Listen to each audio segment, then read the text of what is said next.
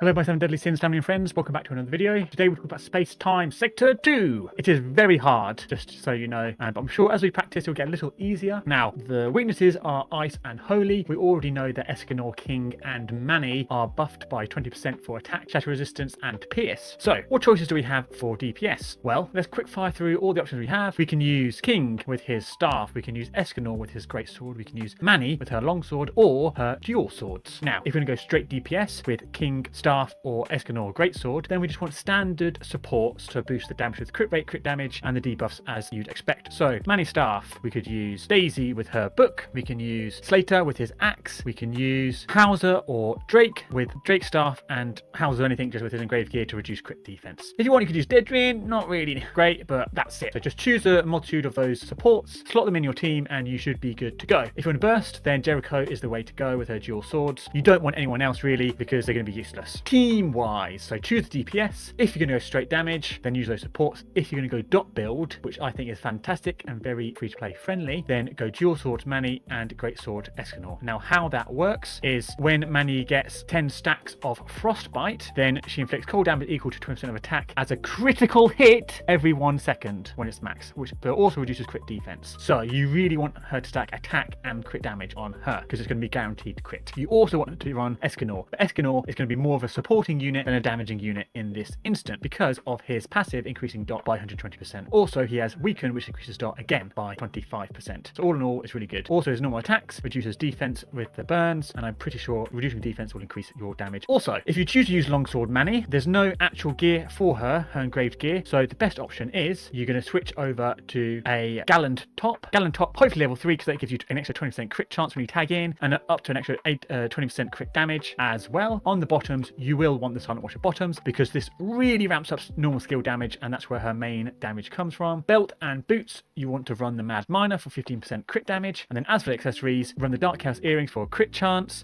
This doesn't really matter too much, but it is nice because it has a 20% chance to inflict 80% of attack and to decrease their crit defense by 10% as well, so this is even more crit defense down. As the necklace and ring, you will want to run the Corrupted Watchers set, 2-piece, which gives you defense shatter, and the ring you will want to go for crit damage, crit chance, crit damage, or crit damage attack. As for if you're using dual swords, you want to run her dot engraving gear, which is this one.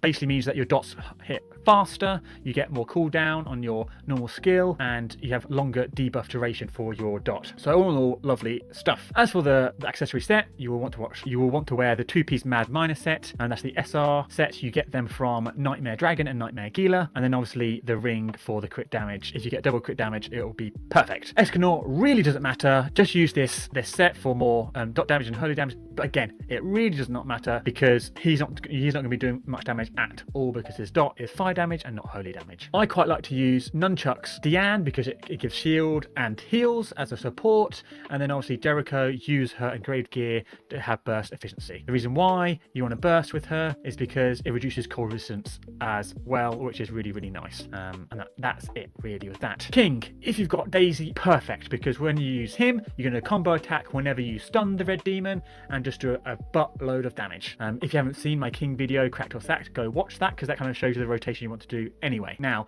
it is completely possible to clear under 3 minutes free to play with either the dot build with Mannie and Escanor, because Escanor's potential really does not affect his dot damage at all, or his supporting for dot damage at all.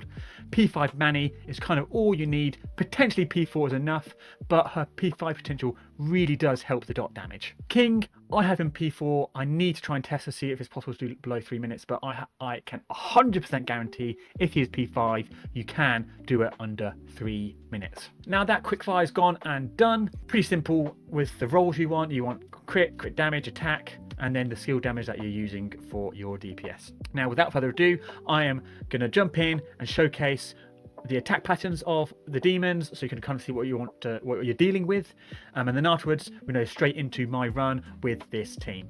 So see you there. So red demon is pretty much the exact same, but grey demon flies, and as you can see it shot a barrage of these dark balls at you and then a big one at the end, and then he's going to do a melee attack with a few swipes and then a big one then slams down. That's another one of his attacks. Red Demon again, flamethrower, all the stuff Red Demon does is the same as what you would see in the overworld when you're doing the world boss. But Grey Demon is the one that is different. As you see, massive fire beam, and does that twice.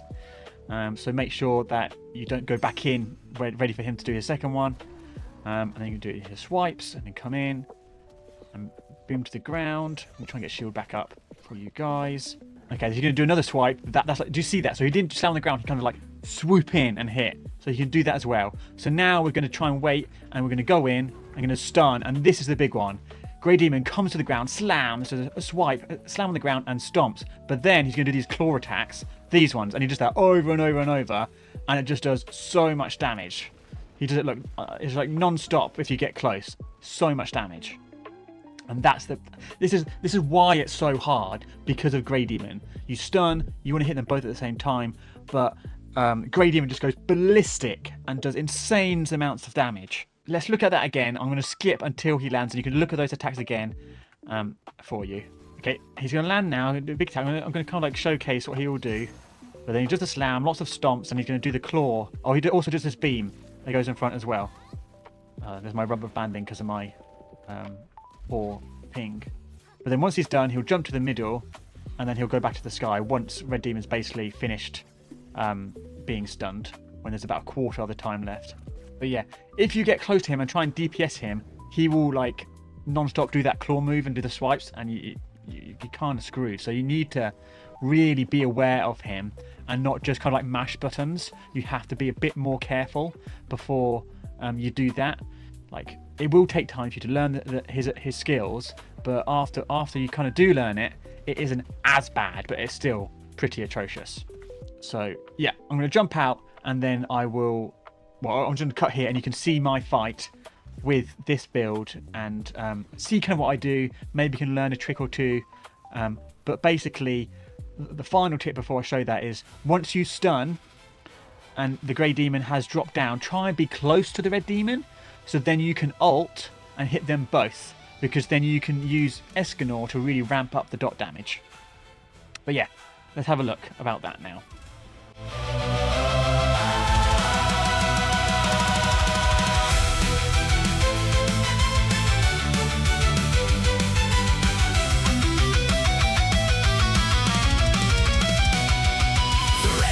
Fade in the frozen light, grey shadows crawl through the black of night. Mannie stands like a blizzard's bite, twin blades flash cold, so sharp and bright.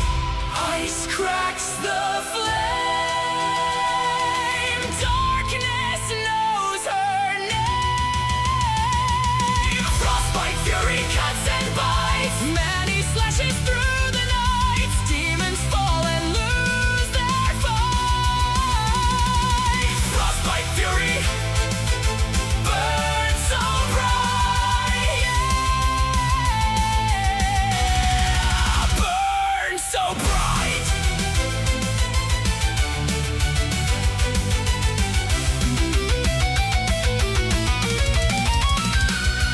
Red demons roar with a hellish breath, grey fiends whisper death, but Mannie moves without a sweat. Her icy edge they won't forget. A cold wind sings a frozen song, where she strikes nothing stands for long. Her power rises wild and strong, she puts the world where it belongs.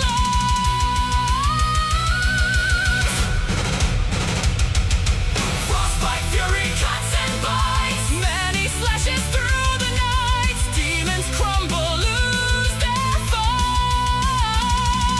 Frostbite fury burns so bright, yeah, burns so bright. As you can see, that was pretty good with the dot damage. Hopefully that can kind of make you understand the way you want to use the dot damage team. If you don't want to use Diane, Gila Fire Sword Shield is really good, because when you're wearing that shield, you will not get knocked back or anything, so that can really help you get those dots building up faster and faster. You obviously want to ult as much as possible when both Grey and Red Demon are together, and if you can be near the centre of the stage, even better, because once Red Demon is about to be unstunned, the Grey Demon will jump to the middle. So if they're in the middle anyway, you have even more opportunity to do damage. I just want to quickly point out that the clip I showed of me clearing the dot team, I didn't actually use Deanne, I used Daisy instead. You don't need Jericho as much, so you could probably switch the Jericho out, or if you don't want to have Daisy, you could use Hauser instead. It's just so I could try and get as much of the crit defense down and whatnot for my dots to do even more damage, because obviously they crit like guaranteed. So just want to point that out, because I did a run with the Deanne, but then I did another run afterwards and it was so much better. I wanted to show you the really good one. So yeah, back to the video that I was just chatting within. So that's that. There has been some absolute crazy people with like a P9 melee, and they got really lucky with positioning, so the Grey Demon didn't hit them. And they're able to basically somehow, even Meliodas when he's weak and resisted in this stage, able to basically do sub 3 minute with a P9 Meliodas. So I'll show a couple of clips here. This is by Blessing. I'll leave the link in the description so you watch the whole video, but have a watch, it's pretty crazy.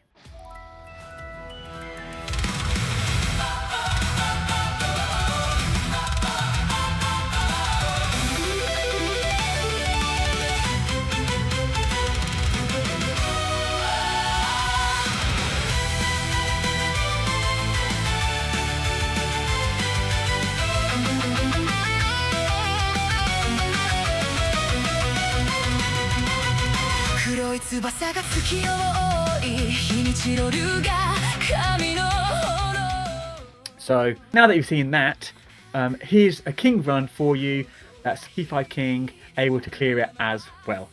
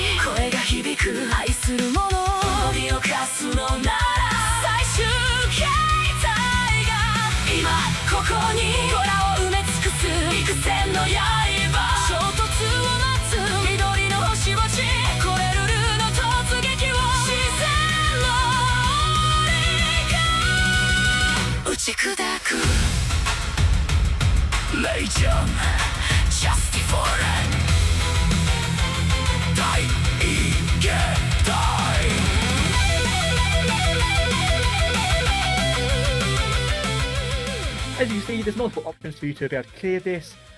With a bit of time, with a bit of patience and understanding the fight, it is definitely possible. It is just a really tough fight in itself.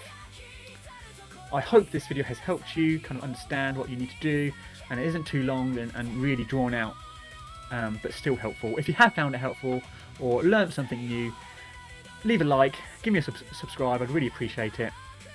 And if I learn more, I will show more videos in the coming time. Until then, bye bye.